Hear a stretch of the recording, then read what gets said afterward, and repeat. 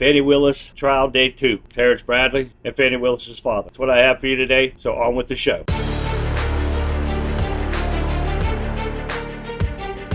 First off, we're going to start off with the judge actually is seeing that the Terrence Bradley that they were examining pretty much lied and tried to pull attorney privilege so he wouldn't have to answer questions. So I want you to hear the judge actually say this himself. So I want you to listen to the judge. Listen to this. Mr. Bradley previously testified that the reason he left the firm was totally and completely covered by privilege.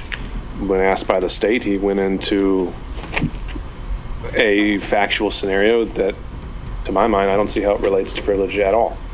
And so now I'm left wondering if Mr. Bradley has been properly interpreting privilege this entire time. Now, you see, hopefully the judge is waking up and seeing the cover-up that's going on and rules that they should be, I think, disbarred and definitely disqualified from running this thing. And every piece of evidence that they call evidence is tainted and the case is thrown out against Donald Trump. But first, I'm going to let you listen to Fani Willis's father. And the reason why I'm showing you these is because this man tries to spin things and not answer the question directly. But first, I want you to know he's a miracle man because he knew about COVID and what was going to be like with COVID came in 2019 before the government even told us about it. Listen to this.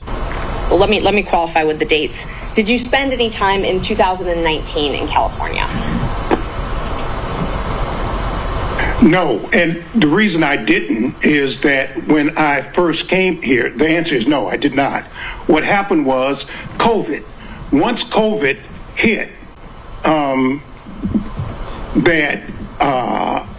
I was just paralyzed. I couldn't go any place. I couldn't go anything. I mean, I'm a theater buff. I used to go to theater at least once a week. But when COVID hit, I just couldn't. I couldn't go to the dentist, which I need to do. Or, it was just a thing. So I was just stuck. I was just stuck there.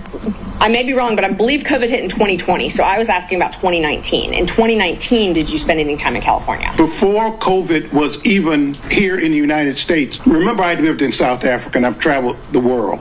I knew COVID was coming before. I knew COVID was around before. They may have announced it in 20, but in fact, I knew about it and I knew what was happening in 19. It's a miracle. Just because the man was in Africa, he knew what was going to happen here in the United States. He should be working for the government, don't you think? Okay, now I got you. I got a couple clips here that I want to play straight through for you, that how he tries to spin the question, and I play a long piece of it because you got to hear it. But I want you to compare this, what you hear, to the clips I'm going to play afterwards of Fani herself and see how it's just similar to her father and her and the attitude she's got. But first, listen to her father. Okay, so when did you move back, or when did you start this documentary film in Los Angeles? What I had been doing to occupy time as I was writing my own memoir. As I delved into my family background, I discovered something, and that's what got me to working on the documentary. So I want you to understand what was going on in my life. I have a movie script called Bad Blood. I have a movie script trying to sell. So I tried to sell that, and I just happened to mention something that happened during the Civil Rights Movement. It's called the SNCC 5. The legendary Peter Fitzsimmons was interested, and so with Peter Fitzsimmons and Leah Smith, we're now doing the documentary. So I don't want to interrupt you, but what I was asking was when you moved to Los Angeles, not what you moved there for. Well, you keep saying moved. I haven't moved to Los Angeles. You still own property in Washington, D.C., correct? No, I don't. You don't own property at 1467 Roxana Road, Northwest? That's where I used to live. That's where you used to live. Did Right. you own that property? Yes. Okay. And you owned that property when you moved here in 2019?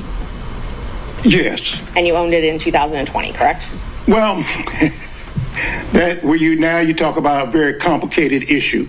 I left the property. There was a dispute between me and I had gotten a reverse mortgage company, and there was a dispute between me and that, and I walked away from it. Okay. Okay, now I want you to listen to Fanny, Miss Piggy, try to spitting answers just like her father did, and the answer is, listen to this. Such good friends that when you needed a place to stay, you asked her if you could take over her lease. That's a lie.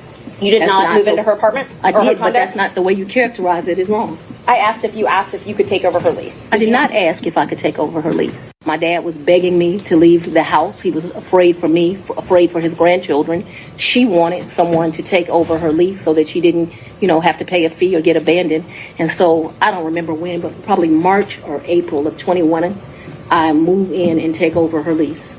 Now, you see the attitude? And then why is her father wanting her desperately to leave the house? Because according to him, and I didn't play that clip, that he did not tell her about people writing on her house, calling her a bitch and the N-word. So if he's asking her to leave the house, why? And she's not going to ask that question of why to leave the house, but she came out with something different, and he said something different about, she left the house because she had to. Now I want you to hear, she just admitted to election finance fraud. It's been my whole life. When I took out a large amount of money on my first campaign. Okay, wait, what? Let's hear that again. It's been my whole life. When I took out a large amount of money on my first campaign. She should definitely be tried for this because she admitted to it right on camera. But oh no, she's going to try to spin it and say, you took it out of context. Everybody wants to use those words, out of context. We hear what we hear, and there's no other way around it. The lies and trying to spin things is this whole trial should show this judge exactly how corrupt Fani Willis is. But I guess time will tell, and we will see what goes on when the judge comes back with his ruling after they're all done with their questioning and stuff, and I guess we'll see what happens. But let me know what you guys think. Leave comments and questions below. Do you think everything's guilty from what you've seen? Do you think she's guilty? And do you think she should be disqualified and disbarred? Leave me comments and questions below. This is why I tell you about this election. We've got to get these Democrats out of power. They've corrupted every level from state all the way up to federal. The Democrats, and this is why we have to vote Republican. We got to get these Democrats out of power. This kind of stuff, this kind of corruption has to stop. Let me know what you guys think. Share my videos with your friends and family. Let's get the truth out there. Follow me on Rumble at Country Conservative, and I'll be watching this story because this is just crazy, and this should definitely vindicate Trump with all the corruption that's going on in this country. So I'll be watching this story and many others, and as soon as I get some more information on this or any other thing, I'll get them out. So in the meantime, this has been the Country Conservative. I'm Charlie, and I'll see you next time.